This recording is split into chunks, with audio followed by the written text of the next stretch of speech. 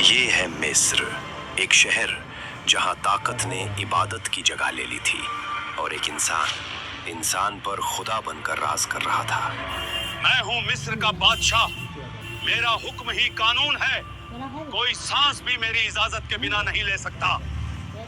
بے شک فرعون نے زمین میں گھمنڈ کیا اور لوگوں کو حصوں میں بانٹ دیا۔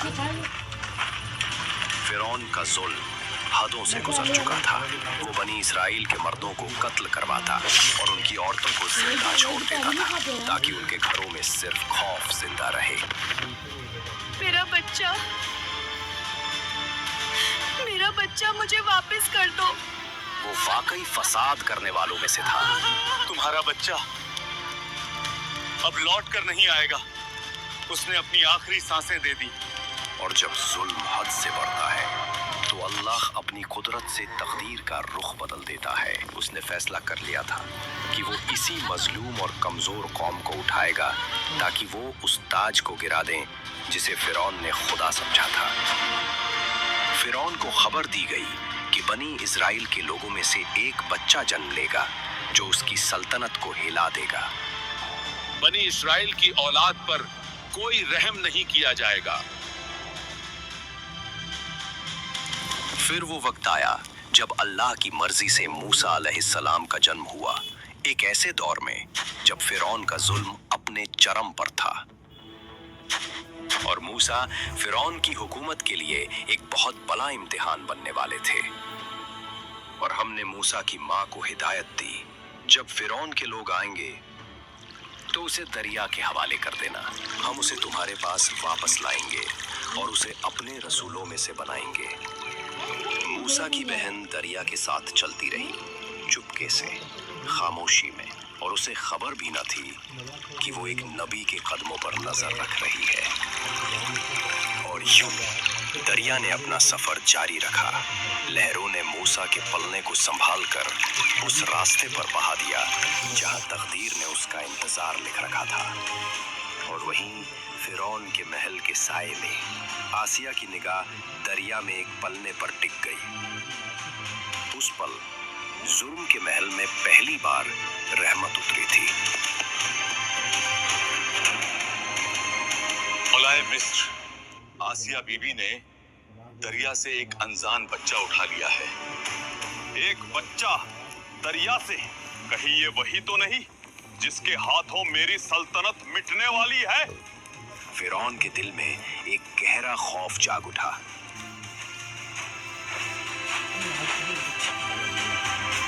اس بچے کو ہم اپنے محل میں نہیں رکھ سکتے، کیا پتا یہی وہ ہو جس کے ہاتھوں میری طاقت، میری سلطنت، سب کچھ مٹی میں مل جائے۔ نہیں، یہ بچہ ہمارے لیے رحمت بن کر آیا ہے، اسے قتل مت کرو، شاید یہ ہمارے دلوں کی ٹھنڈک ہو اور ہمارے گھر کے لیے برکت۔ رحمت کہہ رہی ہو آسیہ؟ مجھے ڈر ہے یہ بچہ ہماری تباہی کا سبب نہ بن جائے۔ مجھے سمجھ نہیں آ رہا، یہ بچہ کسی کا دودھ نہیں پیتا۔ ہر ماں نے کوشش کی پر جیسے اس کے نصیب کا رشتہ کسی اور سے جڑا ہو۔ اور اللہ نے پہلے ہی موسیٰ پر سب عورتوں کا دودھ حرام کر دیا تھا۔ میں جانتا ہوں بنی اسرائیل کی ایک دائی ہے، اسے بلوا دو، شاید یہ بچہ اس کا دودھ پی لے۔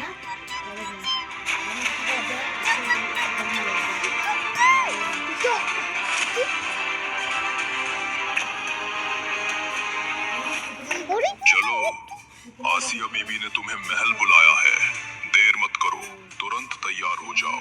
محل میں تیری بیٹی ملی تھی، اس نے کہا میری ماں کا دودھ شاید وہ بچہ پی لے گا، بس اسی لیے میں تمہیں محل بلانے آیا ہوں۔ آؤ، یہ بچہ کسی کا دودھ نہیں پیتا، شاید تمہارا ہاتھ اس کے نصیب کا لکھا ہو۔ اور اس طرح موسیٰ کی ماں اپنے بچے سے دوبارہ ملی تاکہ سب سمجھ لیں رب کا وعدہ کبھی ادھورا نہیں ہوتا۔ اے میرے رب، تو نے مجھے ماں بننے کا احساس بخشا، یہ بچہ میری زندگی کی سب سے بڑی رحمت ہے۔ اور یوں اللہ نے اپنی قدرت کا اظہار کیا، جسے دریا میں بہایا گیا تھا وہ اب فرعون کے محل میں رحمت بن کر پلنے لگا۔ और जब मूसा जवान हुए तो अल्लाह ने उन्हें इल्म और हिकमत से नवाजा ताकि दुनिया जाने कि जब रब चाहे एक गुलाम भी कैद से तकदीर लिखता है। एक दिन मूसा शहर के उस हिस्से में गया जहां बनी इजराइल रहते थे। वहां उसने दो आदमियों को लड़ते देखा, एक उसकी अपनी कौम का और दूसरा फिरौन के लोगों में से। मूसा ने गुस्से में एक मुक्का मारा और वो आदमी वहीं गिरकर मर गया। ऐ मेरे रब, ये शैतान का काम था। मैंने अपने आप पर जुल्म कर लिया। तू ही है जो माफ करने वाला है, मुझे माफ कर दे।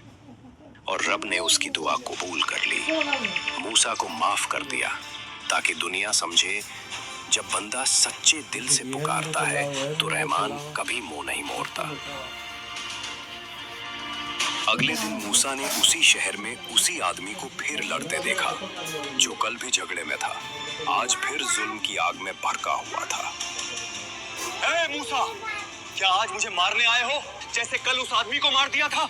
लगता है तुम्हारा इरादा सिर्फ कत्ल करने का ही है। उस आदमी की बात सुनकर लोग सरगोशियां करने लगे और सबको मालूम हो गया कि मूसा ने एक आदमी का कत्ल किया था। मैं सच कह रहा हूँ, मूसा ने उस आदमी का कत्ल किया है।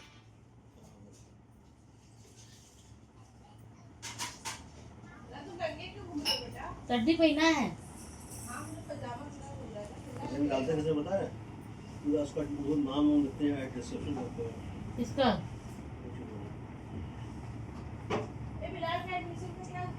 आप बिजनेस के मालिक नहीं, आप बिजनेस के रामू काका हो। रामू काका और आप सेम कैसे हैं, ध्यान से सुनना। पुरानी पिक्चरों मूसा ने उस आदमी का कत्ल किया है। सुनो, फिरौन के अफसरों ने आपके खिलाफ एक साजिश रची है। यहाँ रुके तो आपकी जान को खतरा है। बरहे करम जल्दी निकल जाइए, शहर छोड़ दीजिए। ये खबर सुनते ही मूसा ने पीछे मुड़कर भी नहीं देखा। वो सीधे मिस्र से निकल पड़े और उनका सफर मदियान की तरफ जारी हो गया।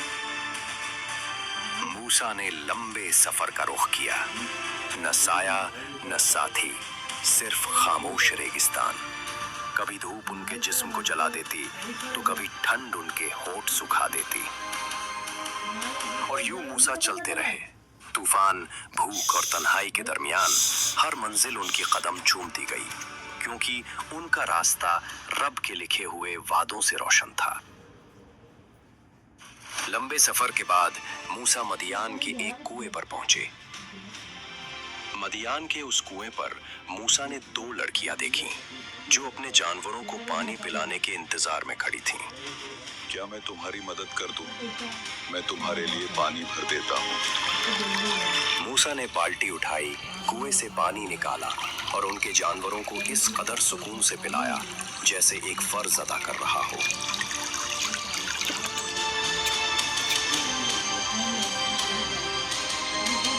आप हमारे साथ चलिए, हमारे अब्बू आपसे मिलकर बहुत खुश होंगे। तीनों मदियान के बुजुर्ग शख्स के घर की तरफ चल पड़े। रास्ते में हवा में सुकून था, जैसे रब खुद उनका रहनुमा हो।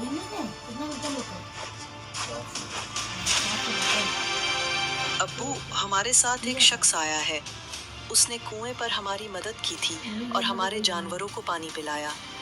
उस बुजुर्ग ने अपनी बेटी से कहा, उस शख्स को अंदर बुलाओ ताकि मैं उससे मिलकर उसका शुक्रिया अदा कर सकूं। आपको अब्बू अंदर बुला रहे हैं, वो आपसे मिलना चाहते हैं। चलिए, मुझे बहुत खुशी होगी आपके अब्बू से मिलकर। आओ बेटा आओ, मैं तुम्हारा ही इंतजार कर रहा था। बेटा बताओ, तुम किस हाल में यहाँ तक आए हो? मैं मिस्र से निकला हूँ। लोग मेरे खिलाफ हो गए थे, बस रब पर भरोसा करके निकल पड़ा। डरने की जरूरत नहीं बेटा, तुम अब अमन में हो। यहाँ कोई तुम्हें नुकसान नहीं पहुँचा सकता। आपका शुक्रिया। बहुत दिन बाद किसी ने इतनी मोहब्बत से बात की है। सफर लंबा था पर लगता है अब दिल को सुकून मिल गया। अब्बू, जरा एक पल के लिए इधर आना। अब्बू, आप इसे अपने काम पर रख लीजिए। ये शख्स मजबूत भी है और दिल से नेक भी। बेटा, मुझे लगता है तू सिर्फ मजबूत नहीं, अमानतदार भी है। अगर तू राजी हो तो मैं अपनी इन दोनों बेटियों में से एक का निकाह तुझसे करना चाहता हूँ। ये आपका एहसान होगा। मैं सिर्फ दुआ कर सकता हूँ कि रब मुझे इस कदर काबिल बना दे। इसने कहा कि एक शर्त है, बेटा तू मेरे साथ 8 साल तक काम करेगा। अगर 10 साल पूरे कर दे तो ये तेरी मर्जी होगी। मैं कबूल करता हूँ। ये काम भी और ये रिश्ता भी दोनों मेरे लिए बरकत हैं। और यूं मूसा को एक नया घर मिला, एक रिश्ता मिला और एक नई जिंदगी, जहां से उनकी नबूवत के सफर की बुनियाद रखी गई। वो पूरा घराना दिन में मेहनत करता और शाम होते ही रब का शुक्रिया अदा करता। उनकी जिंदगी सुकून, बरकत और खुशी से ऐसी भरी थी जैसे रहमत ने उनका घर बसा लिया हो।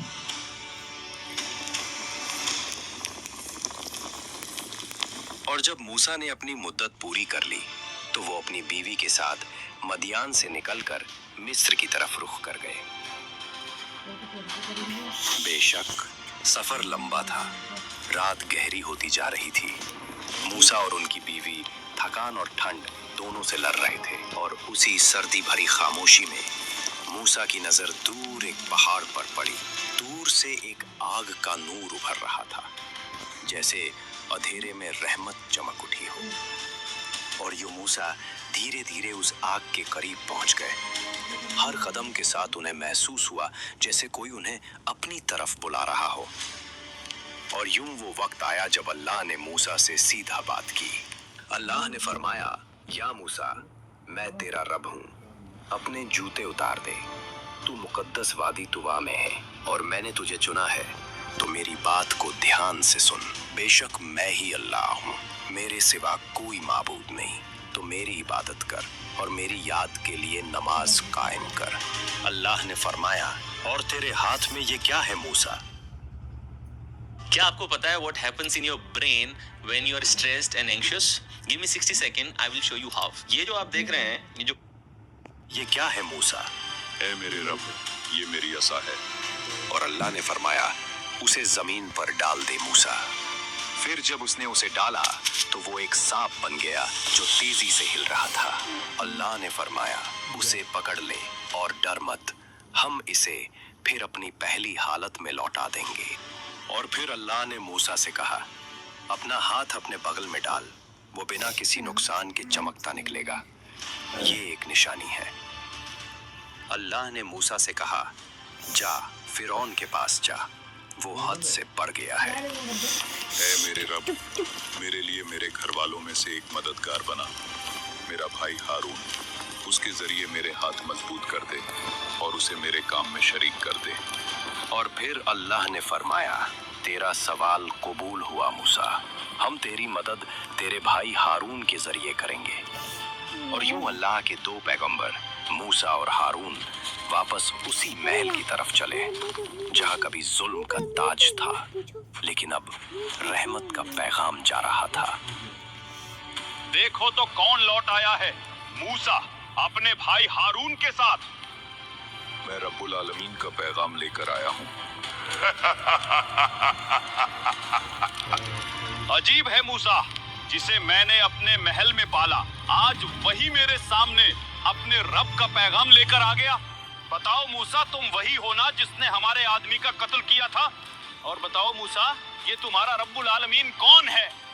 वो तुम्हारा भी रब है फिरौन। वो मशरिक और मगरिब का रब है और जो कुछ इनके दरमियान है, अगर तुम समझ पाओ। अगर तूने मेरे सिवा किसी को रब बनाया तो मैं तुझे कैद करवा दूंगा। क्या अगर मैं तुम्हारे सामने कोई साफ सबूत ले आऊं तो फिर भी यकीन नहीं करोगे? तो ले आ अपना सबूत, अगर तू सच्चा है। और फिर अल्लाह ने मूसा से फरमाया, अपनी असा फेंक फिरौन के सामने। मूसा ने असा जमीन पर डाली और वो अल्लाह के हुक्म से एक जिंदा सांप बन गई, ऐसी जोश भरी हरकत से कि फिरौन का तकब्बुर भी पल भर को डर गया। शहर के बेहतरीन जादूगर बुलाओ ताकि हम मूसा के जादू का जवाब दे सकें। आज फिरौन ने फैसला कर लिया था, या तो जादू जीतेगा या हक। और फिर मिस्र के सब जादूगर बुलाए गए। तुम पहले फेंको या हम फेंकें? पहले तुम फेंको। उन्होंने लोगों की आंखों पर जादू कर दिया और एक अजीम जादू दिखा दिया। और ये देखकर मूसा के दिल में हल्का सा डर पैदा हुआ। अल्लाह ने मूसा से कहा, मत डर मूसा, तू ही बुलंद रहेगा और फेंक दे जो तेरे हाथ में है। वो उनके बनाए हुए सब जादू को निगल लेगा। उनका जादू सिर्फ एक धोखा है और जादूगर कभी कामयाब नहीं होता। और सब जादूगर सजदे में गिर पड़े। जो कुछ उन्होंने देखा उसमें जादू नहीं, रब का नूर था। ए मूसा, तेरे जादू ने मेरे लोगों के दिलों में फितना फैला दिया है। तू और तेरा कौम बनी इजराइल निकल जाओ मेरे मिस्र से। फिरौन समझ रहा था कि वो मूसा को निकाल रहा है, मगर असल में अल्लाह उसे अपनी कुदरत का मंजर दिखाने ले जा रहा था। अल्लाह ने मूसा को हुक्म दिया, अपने बंदों को रात के वक्त ले चलो, क्योंकि तुम्हारा दुश्मन तुम्हारा पीछा करेगा। और जब फिरौन को खबर मिली, उसने अपने सिपाहियों को बुलाया कि मूसा और उनकी कौम भाग गए हैं। और फिर फिरौन निकल पड़ा अपनी फौज के साथ, गुरूर और गुस्से में डूबा हुआ। फिरौन का लश्कर पहुंच गया। अब हम पकड़े गए ना, अब तो बचने का कोई रास्ता नहीं।